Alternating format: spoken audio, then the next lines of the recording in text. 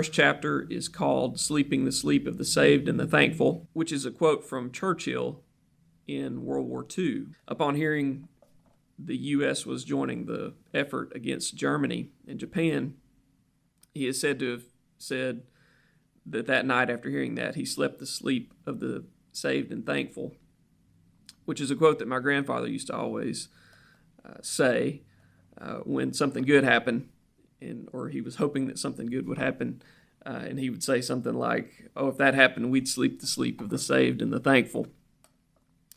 And in that chapter, I just go through the reasons why we should be hopeful for the future. And I realize that during this time, the time of the COVID-19 pandemic, there's a lot of fear and uncertainty and doubt among us. But if you look at the big picture and look at where we are as a society, as a nation, as a world, as a global economy, things are going so well. The poverty rates are much lower than they've been ever. And in fact, in my lifetime, they've dropped significantly to a fraction of what they were when I was born. And so there's so much hope, and there's so much reason for us to believe and to think that if we do the right thing over and over again, and we make the right decisions with our money, and we use the proper tools and the proper strategies, that things are going to be okay. And so that first chapter is just about why we can be hopeful that our efforts will be rewarded. In the second chapter of the book, I talk about why equity investment or investment in stocks can help you build wealth. And the main reason that's the case is because with equity investing, you take on additional risks. Or, in other words, equities have a risk profile that has historically rewarded taking that risk in the long run.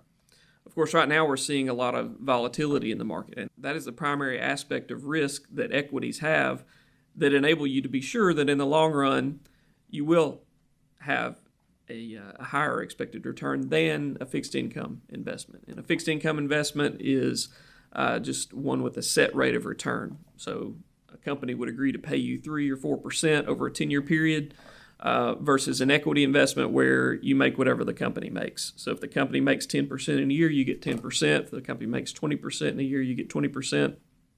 If a company loses money in a year, you won't make as much. And of course, the price will fluctuate depending on projected cash flows. But when you hold the equity, you hold the direct ownership of the company, and you enjoy the profits if they make profits, and then you suffer the loss if they have losses. And that's why equity investment you can be sure that equity investment will give you a higher expected return than other types of investment. And so the second chapter is about that, about how equities build wealth and why you really have to have equities to build real wealth. Because we're seeing even now with what's going on in our government, they just signed one of the biggest bills in history, a $2 trillion plus bill that is just adding to our debt. Now, whether or not it's necessary, that's not really the point of this chapter or of this part of the video. But the bottom line is that they are creating $2 trillion out of thin air. And because of that hurts people who are savers. It hurts people that have money in their pockets because it devalues the currency.